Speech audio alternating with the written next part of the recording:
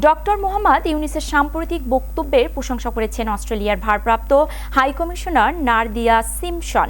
আলোচ্য বিষয় ছিল জাতীয় ঐক্য, সর্বজনীন মানবাধিকার, ধর্ম, জাতিসত্তা ও রাজনৈতিক বিশ্বাসের ভিত্তিতে বৈষম্যের বিষয়ে বাংলাদেশের জিরো টলারেন্সের অঙ্গীকার পুনর্ব্যক্ত করার। সোমবার অস্ট্রেলীয় হাইকমিশনের বিবৃতিতে বলা হয়, আজ হাইকমিশনে বাংলাদেশ হিন্দু, বৌদ্ধ, খ্রিস্টান ঐক্য পরিষদের নেতা নির্মল রোজারিও ও ভিক্ষু সুনন্দপ্রিয়র সঙ্গে এক বৈঠকে তিনি এ মন্তব্য করেন। বৈঠকে তারা বাংলাদেশের ধর্মীয় সংখ্যালঘু গোষ্ঠীর প্রত্যাশা ও উদ্বেগ নিয়ে আলোচনা করেন। বিবৃতিতে আরও বলা হয়, অস্ট্রেলিয়া বৈচিত্র্য, বহু সংস্কৃতি ও সহনশীলতার ভিত্তির ওপর প্রতিষ্ঠিত।